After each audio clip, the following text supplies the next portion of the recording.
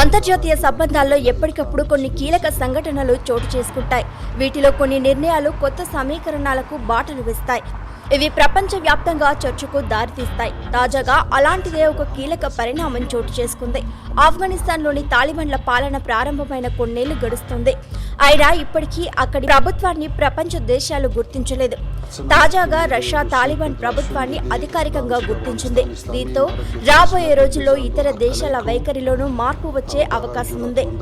Taliban ప్రభుత్వాన్ని Russia అధికారికంగా గుర్తించినట్లు ఆఫ్ఘనిస్తాన్ ప్రభుత్వం గురువారం ప్రకటించింది. ఈ నిర్ణయాన్ని బ్రేవ్ డెసిషన్ గా ఆఫ్ఘన్ అభివర్ణించింది. రష్యా ఈ నిర్ణయం తీసుకోవడం ద్వారా ఇతర దేశాలకు ఒక ఉదాహరణగా నిలుస్తోందని ఆఫ్ఘన్ విదేశాంగ మంత్రి ముత్తాకి అన్నారు. తాలిబాన్ విదేశాంగ శాఖ ప్రతినిధి జియా అహ్మద్ టకల్ ఓ వార్తా సంస్థతో మాట్లాడుతూ ఇస్లామిక్ ఎమిరేట్ ఆఫ్ ఆఫ్ఘనిస్తాన్ అధికారికంగా గుర్తించిన మొదటి దేశం రష్యా అని ధృవీకరించారు. రష్యా ప్రత్యేక ప్రతినిధి జమీర్ కబుల్లో మాట్లాడుతూ తమ ప్రభుత్వం తాలిబాన్ పాలనను గుర్తించినట్లు స్పష్టం చేశారు. రష్యా విదేశాంగ శాఖ కూడా టాస్ న్యూస్ ఏజెన్సీతో ఈ విషయాన్ని ధృవీకరించింది.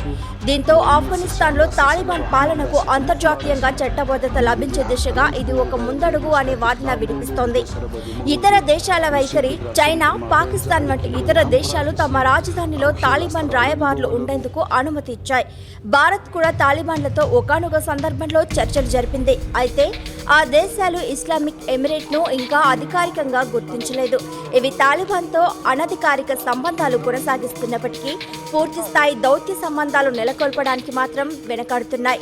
తాలిబాన్ ప్రభుత్వం మానవ హక్కులు, ముఖ్యంగా మహిళల హక్కులు, విద్య వంటి అంశాలపై ఇంటర్నేషనల్ స్టాండర్డ్స్ ను పాటించినంత వరకు అధికారిక గుర్తింపు కష్టమని చాలా దేశాలు భావిస్తున్నాయి.